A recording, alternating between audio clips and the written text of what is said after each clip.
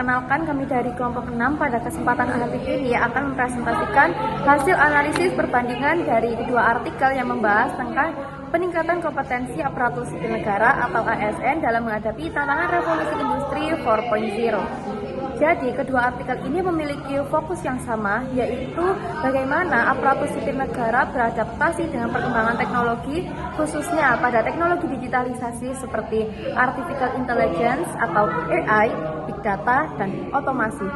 Namun, pada pendekatannya, kedua artikel ini memiliki pendekatan yang berbeda. Pada artikel yang pertama, menggunakan pendekatan kualitatif, yaitu dengan melihat bagaimana cara atau strategi para aparatur sipil negara itu tadi bisa beradaptasi dan mengembangkan potensinya dengan melalui analisis SWOT.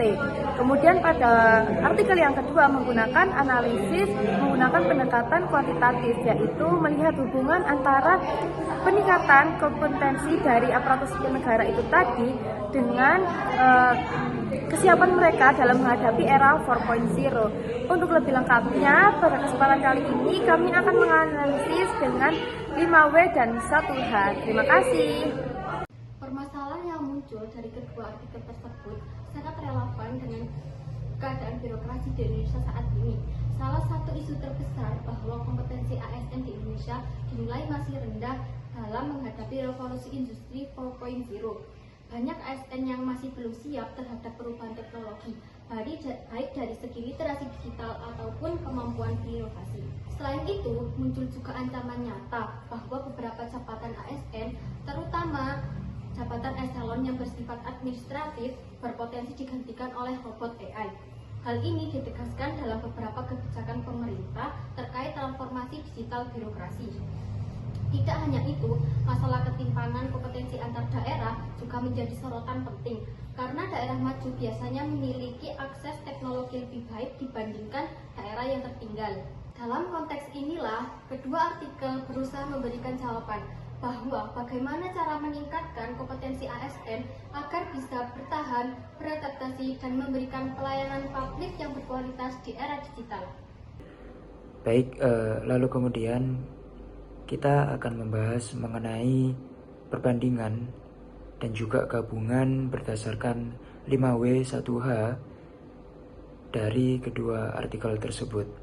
Yang dimana yang pertama yakni what's, apa yang sebenarnya dikaji dari artikel-artikel tersebut. Yang dimana memang keduanya membahas mengenai kompetensi ASN pada era 4.0. Akan tetapi di artikel yang pertama membahas mengenai strategi dalam pengembangannya, sedangkan di artikel yang kedua berfokus kepada pembuktian hubungan secara empiris atau berdasarkan pengalaman antara kompetensi dan kesiapan ASN dalam menghadapi teknologi. Lalu kemudian kita memasuki di who. Siapa saja aktor-aktor yang terlibat di dalam artikel-artikel tersebut, kedua artikel tersebut, yang dimana artikel yang pertama melibatkan aktor-aktor birokrasi secara nyata seperti pemerintah pusat, daerah, dan juga ASN yang aktif. Sementara itu pada artikel yang kedua melibatkan aktor-aktor seperti peneliti dan responden dari mahasiswa yang mewakili calon dari ASN, sehingga perspektifnya lebih mengarah secara akademik. Lalu kemudian kita masuk ke dalam when, yakni membahas mengenai timeline, yang dimana kedua artikel itu berada di timeline yang sama, yaitu di masa percepatan digitalisasi birokrasi setelah adanya pandemi COVID, lalu kemudian juga adanya wacana terkait penghapusan dari eselon. Lalu kemudian kita memasuki dari sisi where.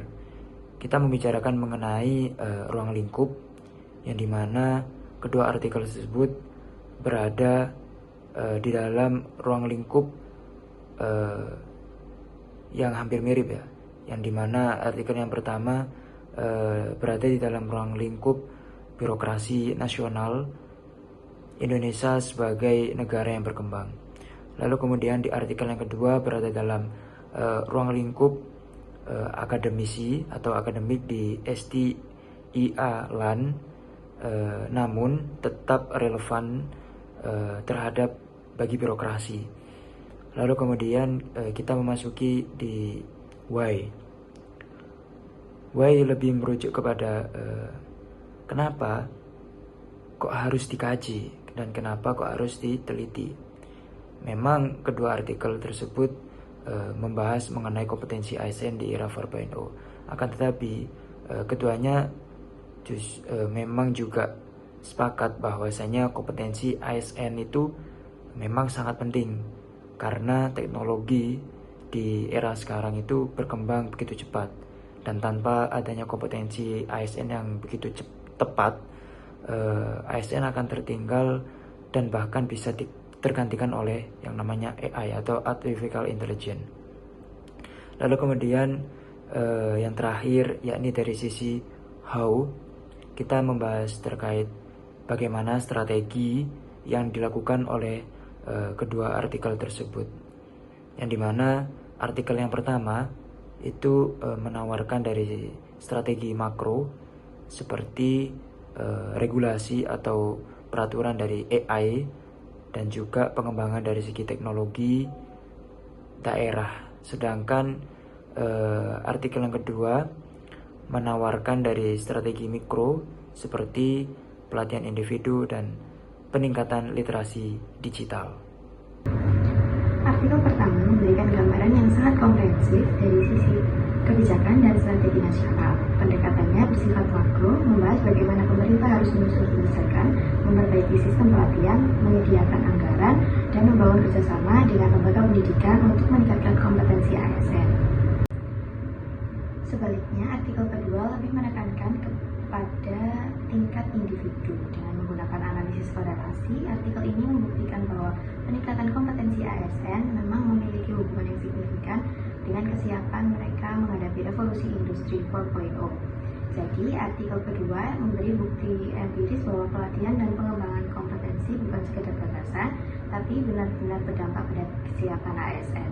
Dengan kata lain, artikel pertama itu memberikan arah apa yang harus dilakukan, sedangkan artikel kedua memberikan bukti mengapa itu harus dilakukan. Perbedaan pendekatan ini yang justru saling melengkapi dan memperkuat hasil analisis secara keseluruhan. Dapat disimpulkan bahwa kedua artikel ini memberikan pemahaman yang sangat penting terkait pengembangan kompetensi ASN di era revolusi industri 4.0. Keduanya memiliki fokus yang sama, tetapi pendekatan yang berbeda membuat analisis ini menjadi jauh lebih komprehensif. Artikel yang pertama menunjukkan kita bahwa bagaimana strategi dan kebijakan birokrasi harus disusun agar ASN dapat beradaptasi dengan tuntunan era digital. Sementara itu, artikel kedua menunjukkan kita bahwa peningkatan kompetensi pada tingkat individu ASN memang berdampak signifikan terhadap kesiapan mereka dalam menghadapi perubahan teknologi. Dengan kombinasi strategi makro dan mikro, ASN Indonesia dapat menjadi aparatur yang profesional, inovatif, adaptif, dan dapat menghadapi tantangan revolusi industri 4.0. Terima kasih telah mendengarkan presentasi kami, semoga bermanfaat dan dapat menambah pemahaman kita terkait pengembangan ASN di era digital ini.